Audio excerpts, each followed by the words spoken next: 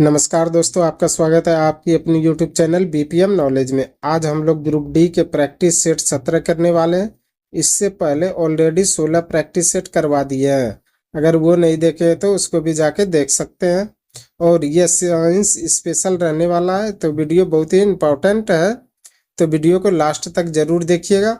और अगर इनमें से किसी भी प्रश्नों का आंसर अगर आपको पता है तो आप कमेंट बॉक्स में दे सकते हैं। तो चलिए आज का वीडियो शुरू करते हैं।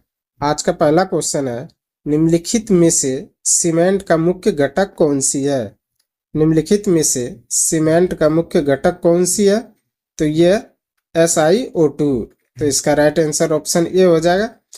SiO2 जो है यह सीमेंट का मुख्य घटक है। चलिए अगला क्वेश्चन देख लेते हैं। अगला क्वेश्चन है, सघन माध्यम में प्रवेश करने पर प्रकाश की गति में परिवर्तन को कहा जाता है। सघन माध्यम में प्रवेश करने पर प्रकाश की गति को परिवर्तन को जो है क्या कहा जाता है? तो यह कहा जाता है अपवर्तक सूचकांक। इसका राइट आंसर ऑप्शन बी हो जाएगा।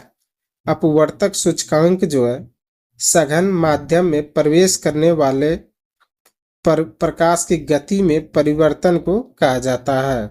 चलिए अगला क्वेश्चन देख लेते हैं।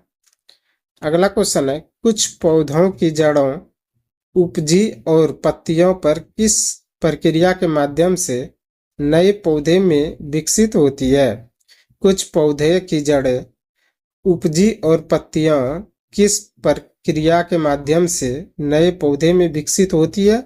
तो ये होती है वनस्पति प्रचार से। इसका राइट आंसर ऑप्शन भी हो जाएगा। वनस्पति प्रचार से जो है कुछ पौधे की जड़ें, उपजी और पत्तियां जो है नए पौधे में विकसित होती है। चलिए अगला क्वेश्चन देख लेते हैं। अगला क्वेश्चन है, कौन सा ऊतक हमारे मुंह की आंतरिक अस्तर को बनाता है? कौन सा ऊतक हमारे मुंह की आंतरिक अस्तर को बनाता है? तो ये बनाता है सरल स्क्वैमस एपिथेलियम। इसका राइट आंसर ऑप्शन सी हो जाएगा। सरल स्क्वैमस एपिथेलियम जो है यह ऊतक हमारे मुंह के आंतरिक अस्तर को बनाता है। चलिए अगला क्वेश्चन देख लेते हैं। अगला क्वेश्चन है, त्वचा के नीचे और आंतरिक अंगों के बीच कौन सा ऊतक बनता है? त्वचा के नीचे और आंतरिक अंगों के बीच कौन सा ऊतक बनता है? तो ये बनता है वसा। इसका राइट आंसर ऑप्शन बी हो जाएगा। वसा जो है त्वचा के नीचे और आंतरिक अंगों के बीच जो है ऊतक बनाता है। चलिए अगला क्वेश्चन देख लेते हैं। अगला क्वेश्चन है, अलैंगिक प्रजनन किसमें होता है? अलैंगिक प्रजनन किसमें होता है? तो ये होता है कम विकसित जानवरों और पौधों में। इसका राइट आंसर ऑप्शन डी हो जाएगा। कम विकसित जानवरों और पौधों में जो है अलैंगिक प्रजनन होता है। चलिए अगला क्वेश्चन देख लेते हैं। अगला क्वेश्चन है, घनत्व माध्यम में प्रकाश किरणों के झुकाव को क्या कहा जाता है? घनत्व माध्यम में प्रकाश किरणों के झुकाव को क्या कहा जाता है? तो ये कहा जाता है अपवर्तन। इसका राइट आंसर ऑप्शन डी हो जाएगा। अपवर्तन जो है यह घनत्व माध्यम में प्रकाश किरणों के झुकाव को कहा जाता है। चलिए अगला क्वेश्चन देख लेते हैं। अगला क्वेश्चन है, किस एक अणु में हाइड्रोजन परमाणुओं द्वारा इलेक्ट्रॉनों को आकर्षित करने का गुण है?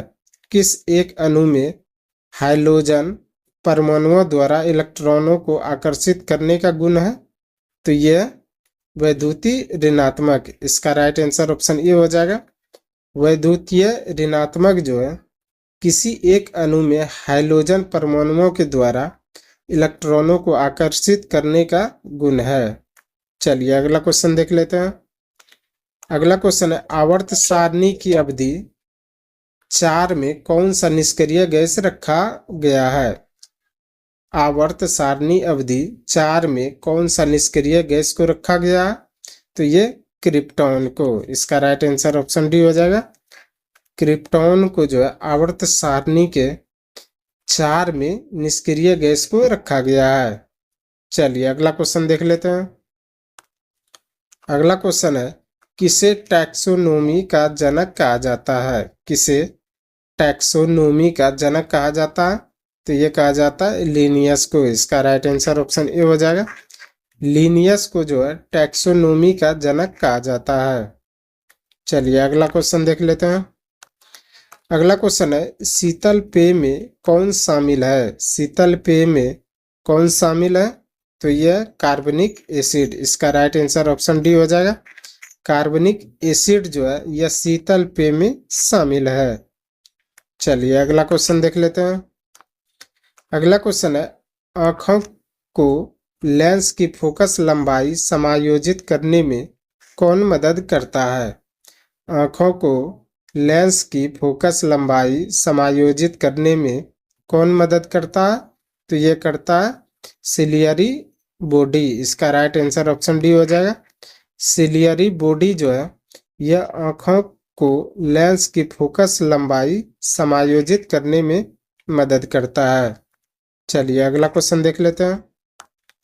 अगला क्वेश्चन है कौन सा तत्वों में सबसे बड़ा अणु है? कौन सा तत्वों में सबसे बड़ा अणु है? तो यह लिथियम। इसका राइट आंसर ऑप्शन सी हो जाएगा। लिथियम जो है यह तत्वों में सबसे बड़ा अणु है। चलिए अगला क्वेश्चन देख लेते हैं। अगला क्वेश्चन है किस गैस का उपयोग प्रदीप्त गैस के रूप में किया जाता है? किस गैस का उपयोग प्रदीप्त गैस के रूप में किया जाता है? तो यह किया जाता है प्रोपेन का। इसका राइट आंसर ऑप्शन सी हो जाएगा। प्रोपेन का उपयोग जो है प्रदीप्त गैस के रूप में किया जाता है। चलिए अगला क्वेश्चन देख लेते हैं। अगला क्वेश्चन है परमाणु त्रिज्या को किसके द्वारा मापा जाता है? परमाणु त्रिज्या को किसके द्वारा मापा जाता है? तो ये मापा जाता है नैनोमीटर द्वारा। इसका राइट आंसर ऑप्शन सी हो जाएगा। नैनोमीटर द्वारा जो है परमाणु त्रिज्या को मापा जाता है। चलिए अगला क्वेश्चन देख लेते हैं। अगला क्वेश्चन है तांबे सल्फेट के विलयन में जस्ता मिलाए जाने पर क्या विस्थापित होता है? तांबे सल्फेट के विलयन में जस्ता मिलाए जाने पर क्या विस्थापित होता है? तो ये होता है तांबा। इसका राइट आंसर ऑप्शन सी हो जाएगा। तांबे सल्फेट के विलयन में जस्ता मिलाए जाने पर तांबा विस्थापित होता है। चलिए अगला क्वेश्चन देख लेते हैं। अगला क्वेश्चन है किसी वस्तु पर लगाने वाले सामर्थ्य को क्या कहते हैं? किसी वस्तु पर लगाने वाले सामर्थ्य को क्या कहते हैं? तो यह कहते हैं ऊर्जा। इसका राइट आंसर ऑप्शन ए हो जाएगा। किसी वस्तु पर लगाने वाले सामर्थ्य को ऊर्जा कहते हैं। चलिए अगला क्वेश्चन देख लेते हैं। अगला क्वेश्चन है परिपक्व शुक्राणु का उत्पादन कहाँ होता है? परिपक्व शुक्राणु का उत्पादन कहाँ होता है? तो ये होता है वृषण में। इसका राइट आंसर ऑप्शन सी हो जाएगा। वृषण में जो है परिपक्व शुक्राणु का उत्पादन होता है। चलिए अगला क्वेश्चन देख लेते हैं। अगला क्वेश्चन है किस यौगिक को एक सुखाने वाले एजेंट के रूप में प्रयोग किया जाता है?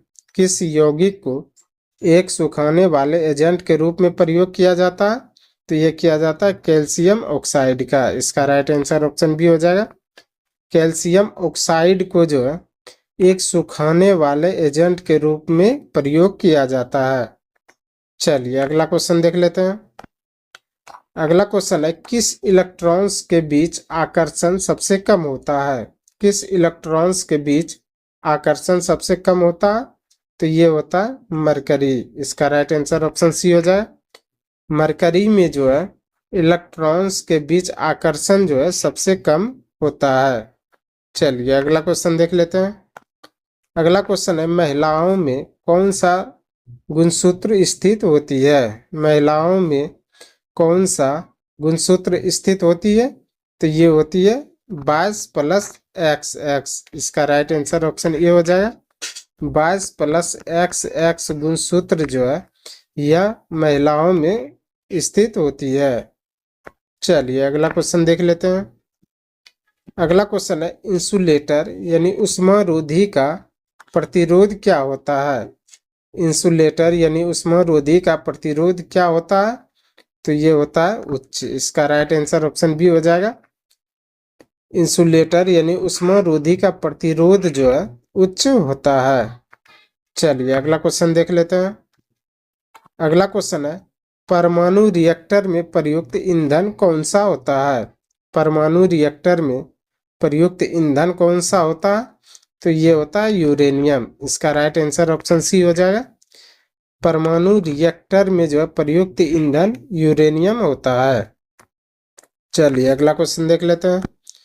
अगला क्वेश्चन है, जब किसी तीर को धनुष से छोड़ा जाता है तो उसकी ऊर्जा किस में बदल जाती है? जब किसी तीर को धनुष से छोड़ा जाता है तो उसकी ऊर्जा किस में बदल जाती है? तो ये बदल जाती है स्थितिज ऊर्जा से गतिज ऊर्जा में।